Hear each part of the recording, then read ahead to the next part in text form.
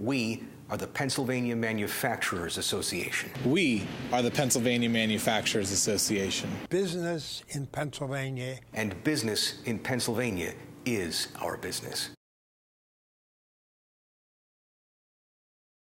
So I want to go back to November 4th just briefly at the top of the show. Take me through the emotions and the experience as the results came in. I think it's impossible to do that, frankly. It's disappointing. I always knew that we were fighting an uphill battle because I made tough decisions. If you go back to the campaign of 2010, I told people that I was going to make the tough decisions that I believed, and I think most people believed were necessary for Pennsylvania. And I think that's one of the reasons I got elected then, that I was willing to make the tough decisions. Yet, when you make the tough decisions, I think sometimes people go, well, you were supposed to make tough decisions as it affects other people, not me. And people were upset, particularly some of the public sector unions. And they invested a great deal of money to defeat me, and they were successful. But I think we changed the course of Pennsylvania in a very positive way. When you take a look at what we've been doing in education and improving education, spending more money in education than any time in our history. But hopefully we're investing that money more than just spending it. And that is going to be a challenge in the future. When it comes to energy, taking the energy fields of Pennsylvania and turning them into places where the energy companies are coming and growing and our citizens are getting jobs, finding jobs and growing. We went from number 5 to number 2 in the production of natural gas in 4 years. We are a net exporter as compared to a net importer when I entered. And when I say exporter, I mean around the country, and particularly over to the state and the city of New York. Looking at what we did in saving the refineries in southeastern Pennsylvania, when most people thought we wouldn't be able to do that, to hopefully creating energy hubs in Philadelphia, and one out in the Pittsburgh area with the development.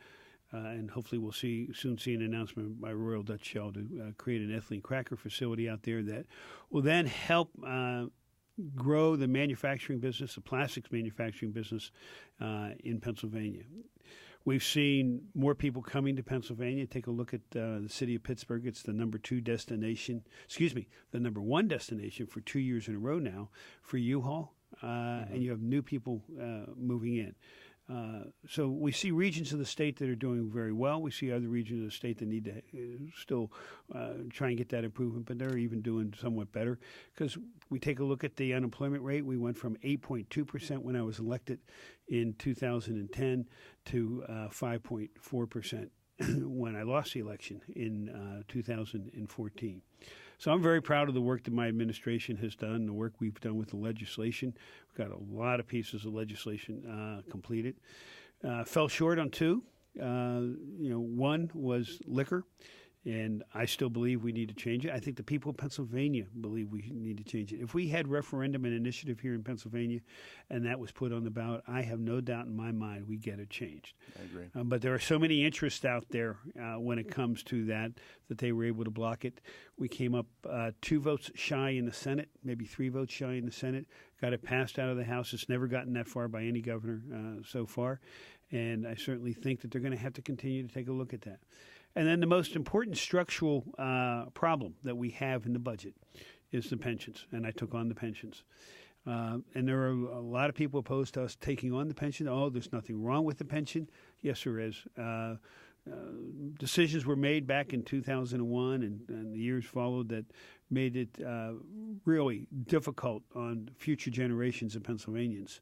And that was the legislature not funding it. Well, not funding it, changing the multiplier, applying it retroactively back to the first date of service for individuals, just blowing the actuarial numbers right out of the water. And everybody goes, oh, we got a great economy going on. We're going to be fine. And I will tell you, when they talk about the budget, it's the first thing that has to be done. And I think the legislature, after my 12 months of haranguing everybody that we need to fix the pension during the course of this year, finally understand it when they look at the budget. When you have to start off looking for an additional over $600 million just for the next year, each year, you have to address that.